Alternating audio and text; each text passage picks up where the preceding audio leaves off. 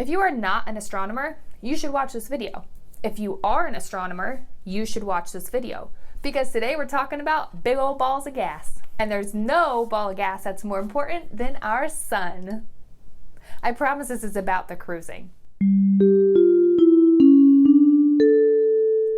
Hey howdy, hey Disney Cruisers, I'm Ashley. If you're a part of the Disney Cruiser family, then give me a big thumbs up down below so we all know that you're here. And if you're not a part of the family yet, well, come on, it's okay. I spent a whole week on Anna Maria Island in June. We decided to go to the west coast of Florida because the waters are calmer, they're prettier, I think. Nice bluish green. Not that it was when I was there, because it literally rained the entire time. I'm not saying literally like the people who just say literally all the time for no reason. It literally rained or was cloudy the entire time. The entire time, 7 days.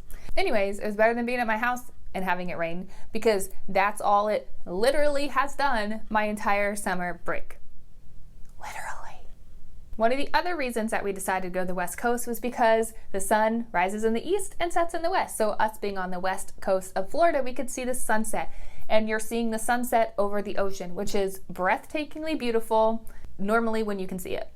If you are one of those people who love to see the sun setting over the ocean, then you are just like the hundreds of people who would gather on the beach every single evening to watch the sunset at the ocean. But when you're sailing on a ship, do sunsets get any better? Like, the ocean's all around you. There's nothing in your way. There's no land. It's just water and the sun, which, duh, you know that. So sunsets are a big deal on the ship. A lot of people want to go see the sunset, but there are a couple things you want to keep in mind if you want to make sure that you actually do get to see the sunset. Before you go, figure out where you're going, see what time the sun sets on the days you're going to be there, so you know. The other big thing to remember is you have to eat dinner. And you have to eat dinner at a certain time unless you don't want to eat in the main dining rooms, which I suggest you at least eat in each dining room one time when you're on your cruise. Don't go to Luigi's and Tomatoes and Pinocchio's for dinner. Don't. Do that for lunch. You're paying for the experience, get all the experience. Even if you are going to go to an upcharge restaurant, what I'm going to tell you still applies. Think about your timing. If you want to see the sunset and you have figured out that the sun sets, maybe you're going in the winter or wherever, and it sets at 5:45 every night, don't pick the first seating for dinner. Get the second one so then you can see the sunset. If the sun's going to set around 8:30, go to the first seating for dinner. But you're going to have to know that ahead of time, because before you cruise is when all that gets put into place, unless you try to switch right when you board, and you don't always get what you want in that case. If you're going to Palo or Remy, also think about when the sun is setting. Think about where the restaurant is and location to where the sun is setting. Do you want to be eating when the sun's setting from your table watching it?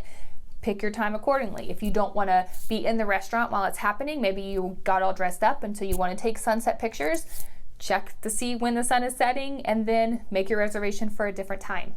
And since we're talking about the sunset, there is also the sunrise on the water, and that is beautiful too, and you don't have to push anything around for that, except you just have to wake up early.